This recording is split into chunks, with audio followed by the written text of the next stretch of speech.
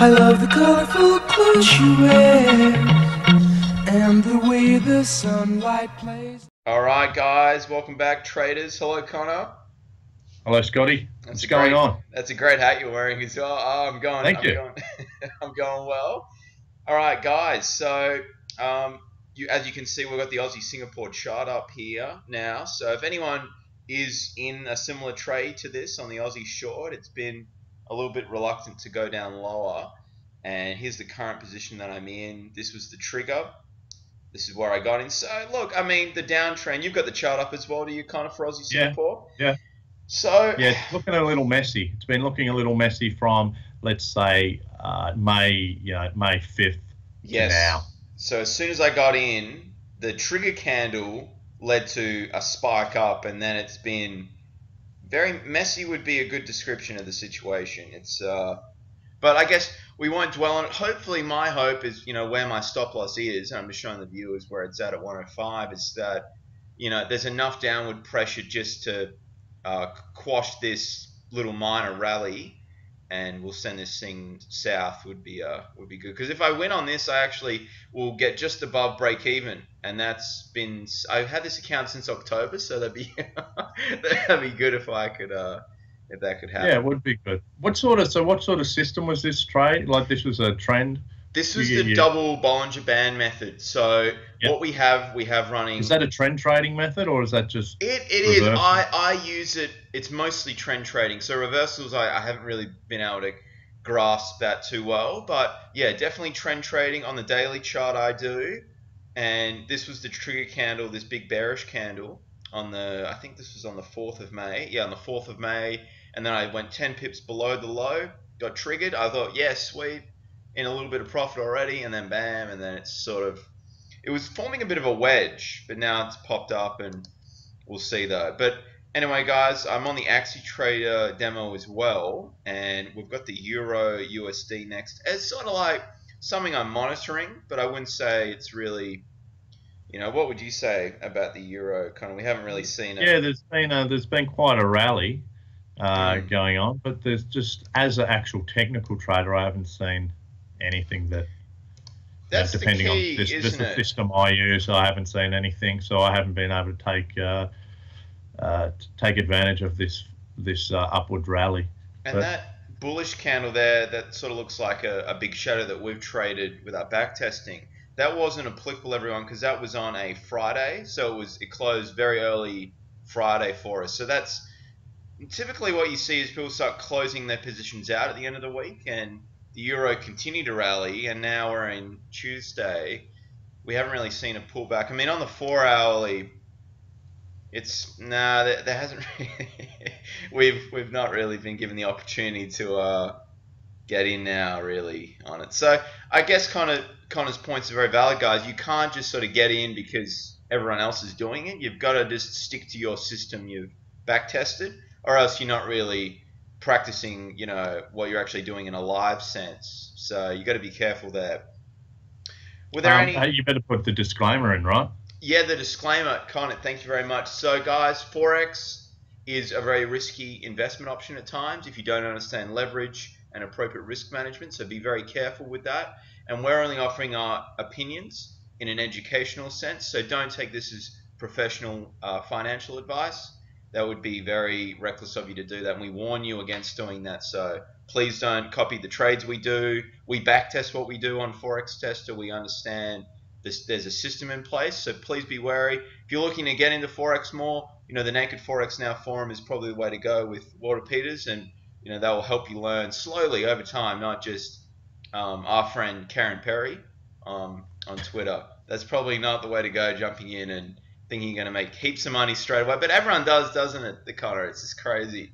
Yeah, but she knows how to read the markets 2 to 3 seconds before it's actually happened. Look, that's what she tells you. Like a superpower. I wish I had that. Yeah. That would be handy to know when it's going to go. Look, I mean, some people are just lucky. They can read the future.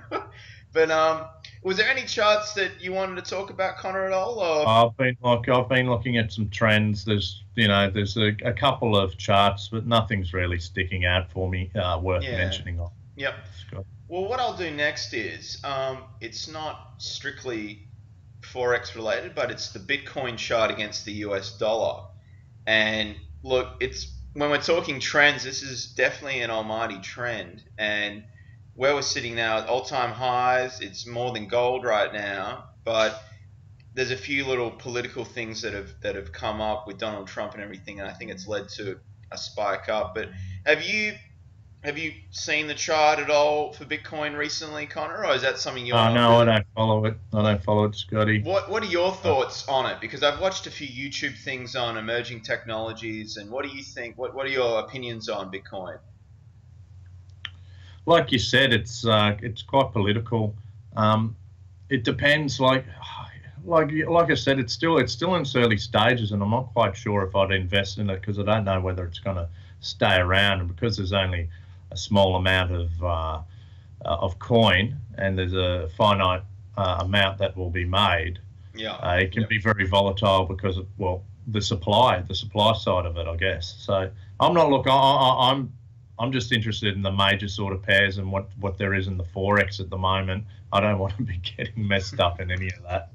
I just brought up the 4 hour chart, and you're very right. It's if one piece of news comes out, and it might be like, oh, this is getting regulated because, for example, that malware attack, they wanted to be paid in Bitcoin. So it's things like this, if it's fueling criminal activity with, more and more hacking activities, and they want to be paid with Bitcoin to release your information once they, put the malware on your computer, then I could see it potentially, the government's going to be like, look, guys, we've got to control Bitcoin. And like you said, Connor, What I don't understand, Scotty, from a macroeconomic sense, is so you have a contractionary policy where the money supply is that shrinks when they put interest rates up and things like that.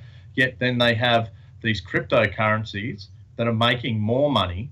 So in turn, it's monetary expansion, not monetary contraction. So yeah, not that true. we're in a contracting phase, but if they ever want to contract, Yeah, put yep. interest rates up more and more and more, Mm, in the US or depending, and they're making more of this currency, mm. you'd think that it would affect.